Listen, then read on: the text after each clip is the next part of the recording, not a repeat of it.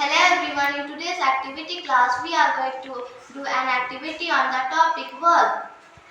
Verbs are sometimes action words or doing words. They are words that express an action, event, or state of being. They are dancing. Dancing is showing action. It's raining. Raining is showing event verb.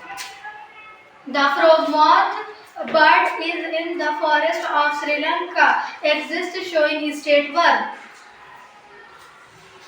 A verb is a very important part of a sentence. There can be no sentence without a verb. For example, she laughed loudly.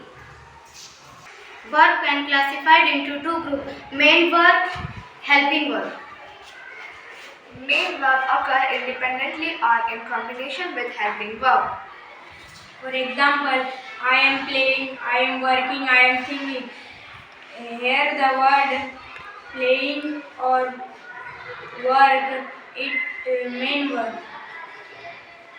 Helping verb. Helping verbs are small groups of words.